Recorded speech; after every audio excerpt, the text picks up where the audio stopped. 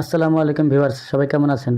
আজকে আমি দেখাবো কিভাবে আপনারা আপনাদের মোবাইল দিয়ে খুব সহজে আপনাদের যে ওয়াইফাই পাসওয়ার্ড আছে সেটা পরিবর্তন করবেন। তো চলুন দেরি না করে শুরু করা যাক। প্রথমে আমরা আমাদের ফোনে যে গুগল ক্রোম ব্রাউজারটি আছে সেটা ওপেন করে নেব।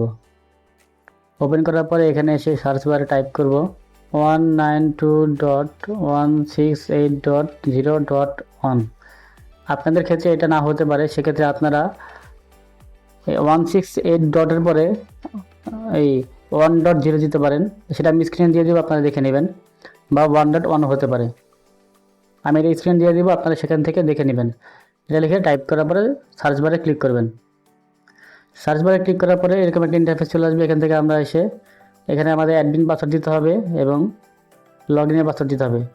আমাদের অ্যাডমিন পাসওয়ার্ড হচ্ছে সাধারণত অ্যাডমিন হয়ে থাকে এবং পাসওয়ার্ডও অ্যাডমিন হয়ে থাকে।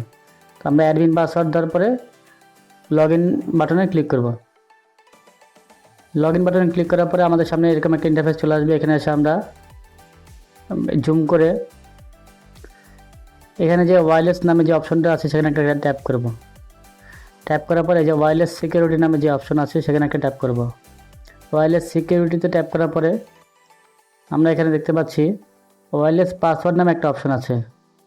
ওয়্যারলেস পাসওয়ার্ড নামে যে অপশনটি আছে সেখানে এই যে আমাদের পাসওয়ার্ড হচ্ছে 8টা 1। এটা হচ্ছে এখন আমাদের পাসওয়ার্ড। আমরা এখন এটা চেঞ্জ করব। চেঞ্জ করে আমরা পাসওয়ার্ড দিব।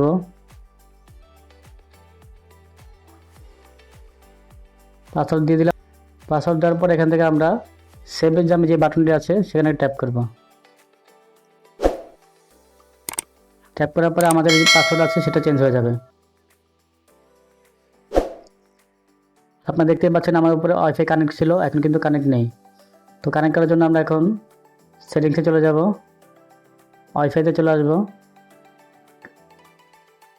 এখন দেখি আমাদের পাসওয়ার্ডটা কাজ করছে কিনা।